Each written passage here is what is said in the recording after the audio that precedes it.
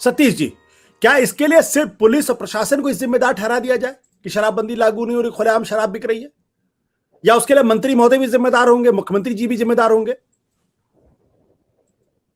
आशुतोष जी, मुझे चार बातें कहनी है। पहली बात जी। कि ये जो मौतें हो रही हैं, ये मौतें हुई हैं तो पहले भी कई बार मौतें हो चुकी हैं। देखिए, शराबबंदी अपने आप में कोई गलत निर्णय नहीं है, ये बहुत अच्छा निर्णय कहा जाना चाहिए। और उससे बिहार में बहुत अंकुश भी लगा। शुरुआत में महिलाओं की मांग थी, घरों को बर्बाद होने से बचाया गया, इसमें कोई दो राय नहीं। और महिलाओं का एक वोट बैंक नीतीश कुमार के साथ है, और अभी तो उनके हौसले और भी बुलंद होंगे जब ये 2 उपचुनाव जीत गए तो। लेकिन बिहार में क्या है कि आपको मौत खबर नहीं बनती, न कोरोना की मौत खबर बनी, न ये वाली मौत की खबर बनी, न चमकी बुखार की मौत खबर बनी। मौत लगता है जैसे वहां आम है। वहां का आदमी क्या कहे, बहुत ही मजबूर जिंदगी जी रहा है।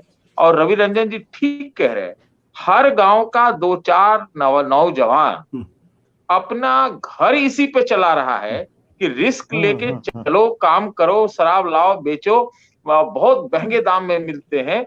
और पकड़ा गए तो कोई बात नहीं, थोड़े दिन जेल में रहेंगे या अंदर रहेंगे, कोई बात नहीं। और अधिकतर वो पकड़ाते नहीं है। और वहां पर पुलिस प्रशासन जो है पूरी तरह से इसमें लिप्त है। थानों में शराब बिकती है, इसकी भी मुझे कुछ कुछ लोग सूचना देते रहते हैं, ऐसी बातचीत है। तो मोटी बात यह है कि शराबबंदी खराब काम नहीं है, लेकिन जो लागू किया जाना चाहिए था, जिस सख्ती से लागू किया जाना चाहिए था, चाक चौबंद करके लागू किया जाना चाहिए था। आप देखिए, मजे की बात है, ये जो अभी जो मौतें सारी हुई हैं, गंगा के उस पार हुई, गंगा के पार, पटना के उस पार, मतलब नॉर्थ बिहार में हुई है। और वो इलाका जो है, आप देखिएगा कि उत्तर प्रदेश से और नेपाल से मिलता है। ये चीज को समझिए, और सब बहुत नजदीक नजदीक है। तो ये कहां से आ रही है? सरकार का फेलियर तो निश्चित रूप से, पुलिस प्रशासन की मिली भगत निश्चित रूप से है। और चूंकि बिहार में नौजवानों के पास काम नहीं है, बेरोजगार हैं, जीने के लिए मतलब पाई पाई के लिए मोहताज है, तो ये एक वहां पर बिजनेस, और एक वहां पर ये शराब, इलिसिट लिकर बेचना, प्राप्त करना, उसको ट्रैफिकिंग करना एक व्यापार और एक नौकरी बन चुका है। बट सतीश जी, मुख्यमंत्री जी क्यों नहीं कंट्रोल कर पा रहे इसको? क्यों नहीं कंट्रोल कर पा रहे हैं? मुझे ये लगता है कि जहां पर इतनी मजबूर हालत हो और आप चुनाव जीतते रहे, बीच में आपकी सरकार भी बनती रहे, विपक्ष उतना सशक्त नहीं हो, तो आप क्या कर लीजिएगा? आप छोड़ दीजिएगा, भाई कुछ नहीं, ये भी आके गुजर जाएगा, क्या हो जाएगा। मोटी बात ये है कि लागू तो इन्होंने कर दिया, अब उसको अमल कैसे कराए? तो उसके लिए तो रोजगार धंधा पैदा करना पड़ेगा, उसके लिए आपको नौकरियां देनी पड़ेगी, उसके लिए आपको 25 तरह के काम करने पड़ेंगे। वो आप चुकी नहीं करने के स्थिति में है, तो आपने एक तरह से सरेंडर करके सब कुछ छोड़ दिया है। इसीलिए बिहार में जो है वो जाति की राजनीति, समूह की राजनीति और ये वाला भावनाओं की राजनीति और उछल के ऊपर चली आती है। और उसमें क्या आता है कि जो सही मुद्दे हैं वो पीछे चले गए।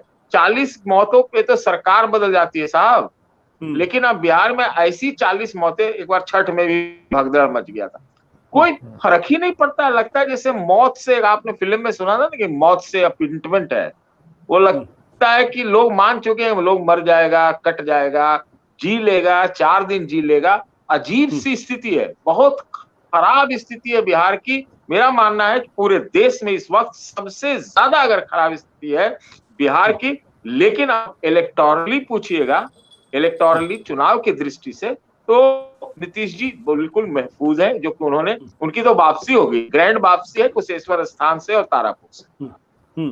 बिल्कुल। समय अहमद साहब, अगर आप हमारी बात को ध्यान से सुन रहे हो, तो जो सवाल मैं बार बार पूछ रहा कि कोई नए नवेले मुख्यमंत्री तो है नहीं, कि अभी नए नए मुख्यमंत्री बने, इसे प्रशासन की पकड़ नहीं है। 15 साल के मुख्यमंत्री है, तो प्रशासन में जाहिर सी बात उनकी अच्छी पकड़ होगी। तो इसको लागू करा पाने में अगर वो असफल है, तो क्या कारण है उसके लिए? और जैसा कि रवि जी बता रहे हैं, 3 लाख से ज्यादा लोग तो जेल के अंदर बंद है, तो 3 लाख लोगों को जेल के अंदर ही बंद कर दिया, फिर भी इलिसिट लीकर का धंधा पूरी तरीके से चल रहा है, छोटे छोटे बच्चे और बच्चियां उसमें इन्वॉल्व हैं, लोग मर रहे हैं। ये कैसे संभव है? मेरी आवाज मिल रही है? आपकी आवाज आ रही, बोलिए। जी जी, असल बात यह है कि इनकी प्रायोरिटी में नहीं है ये बात। जिस दिन इनकी प्रायोरिटी में, इन्होंने एक नारा दिया, औरतें खुश हो गई, ठीक है, लेकिन ये जो लोग मौत हो रही है, जुलाई में मौत हुई 16, आप बताइए क्या उसके लिए इन्होंने कुछ किया क्या? अगर किए होते तो अब तक जरूर उसका अच्छा असर होता। इनके थानेदार देखिए बगैर एसपी की मदद से नहीं ये काम कर सकता है, और एसपी बगैर अपने ऊपर वाले की मदद से ये काम नहीं कर सकता है। अगर बीजेपी के लोग ये बात कह रहे हैं कि एसपी की मदद से ऐसा हो रहा है, तो कुछ न कुछ वजह होगी कहने की। तो उस वजह को जब तक नीतीश कुमार दूर नहीं करेंगे, और ये बात है कि मरने वाले ज्यादातर लोग जो गरीब घर के हैं, जो जिनके बारे में कोई आवाज उठाता नहीं है, वो लोग हैं। अगर यही कोई बड़े लोग 40 क्या 10 मर जाएंगे तो देखिए कल यहाँ पे सरकार हिल सकती है, तब बहुत सारे सवालात होंगे। और एक बात मैं और ध्यान दिलाना चाहता हूँ कि अखबारों में इसकी कवरेज किस तरह से होती है, इस पर भी ध्यान देना चाहिए। आज सभी ज्यादातर अखबार में नीतीश कुमार ने क्या कहा, छठ के बाद और तेज होगी शराबबंदी अभियान, ठीक है भाई। अभी तक आप क्या कर रहे थे? 2016 से 5 साल में कई बार इस तरह की मौत हुई है। ये तो अब जब ज्यादा संख्या बढ़ जाती है तो हम लोग डिस्कस कर लेते हैं, वरना इस पर कोई डिस्कशन भी नहीं होती है। तो इसीलिए क्योंकि नीतीश कुमार के लिए प्राथमिकता का विषय ये नहीं है कि लोग मर रहे हैं तो वो बचें, बस उनको नाम मिल जाए, औरतें उनके लिए वोट दे दें कि भाई देखिए इतने हमने शराबबंदी कर दी, अब आप हमको वोट दे दीजिए। लेकिन जो मर रहे हैं उसमें तो भी औरतें प्रभावित हो रही हैं। औरतें तो मर नहीं रही हैं, मर्द मर रहे हैं। अब मर्द के बाद उनका कौन देखने वाला होगा, इस पर तो किसी का ध्यान नहीं है। और असल बात वही मुझे दोहरानी पड़ेगी कि जो मरने वाले लोग हैं वो बहुत ही निचले तबके के लोग हैं, गरीब हैं, कमजोर हैं, उनकी कोई आवाज सुनने वाला नहीं है, ना अखबार में ना टीवी में, इसलिए कोई फर्क नहीं पड़ रहा। नीतीश कुमार को ही कोई फर्क नहीं पड़ रहा, और तेजस्वी यादव को भी जिस तरह से अपनी भूमिका निभानी चाहिए विपक्ष के नेता के तौर पर, मुझे नहीं लगता। जब तक आप तक तो उनको पहुंच जाना चाहिए था, देखना चाहिए था, लोगों की आवाज सुननी चाहिए था, उनके सामने होना चाहिए था। कहाँ नजर आ रहे हैं? ट्विटर पे करने से थोड़ी होती है राजनीति। ठीक है आलोक जी, प्रोहिबिशन दुनिया में कहीं कामयाब नहीं है, बल्कि मुझे याद पड़ता है कि अमेरिका में भी एक जमाने में प्रोहिबिशन लागू किया गया था और वहां भी अंत में प्रोहिबिशन हटाना पड़ा। गुजरात का प्रोहिबिशन न जाने कितने दशकों से वहां लागू, लेकिन पूरी तरीके से असफल है। बिहार में अब पिछले 5 साल से लागू है। तो ये प्रोहिबिशन लगाने की का एक सोशल कारण तो हम समझ सकते हैं, लेकिन अगर आप उसको इंप्लीमेंट नहीं करा सकते तो फिर इसका मतलब क्या है? क्यों इसको किया जा रहा है? लोग मर रहे हैं। देखिए ये एक और बड़ा खराब, मतलब बहुत खराब इस्तेमाल कर रहा हूं मैं, इसलिए उसके लिए मैं पहले से माफी चाहता हूं। ये मध्यवर्गीय या मिडिल क्लास मानसिकता का एक लक्षण है, ये जो प्रोहिबिशन नाम की चीज है। आप देखिए जो गरीब तबका है वहां शराब वराब जो है या नशा करना एक परंपरा का हिस्सा है, लोग करते हैं, परिवार में भी करते हैं, छिप के नहीं करते हैं। और अमीर लोगों में तो आपको पता ही है सब करते हैं। मध्य वर्ग में यह काम होता है छिप के, और यही वजह है कि मध्य वर्ग में वो लोग जो कि खुद पी रहे होते हैं वो भी टेलीविजन पे या डिबेट में आके इस बात की वकालत करते हैं कि नहीं साहब शराब बड़ी खराब चीज है, बिल्कुल इस पर रोक लग जानी चाहिए। मैं नहीं कह रहा हूं कि शराब बड़ी अच्छी चीज है, लेकिन आप जब पॉलिटिकल टूल के तौर पर इस्तेमाल करते हैं, उसके साथ उसके सामाजिक कारणों का अध्ययन नहीं करते हैं और इतने खतरनाक तरीके से लगाते हैं जैसे बिहार में लगाया गया है। और ये जितनी जगह शराबबंदी लागू की गई भारत में, मैं क्योंकि उत्तराखंड से मैं जानता हूँ, उत्तर प्रदेश में भी लगी कुछ समय जी। उत्तराखंड में अक्सर लगती रहती थी, कभी लगी फिर हटी, फिर लगी फिर हटी, जब वो उत्तर प्रदेश का हिस्सा था तब भी और उसके बाद भी। तो उत्तराखंड में एक बड़े भारी अवैध शराब के व्यापारी थे जो नकली नाम से अखबारों में लेख लिखा करते थे शराबबंदी के पक्ष में।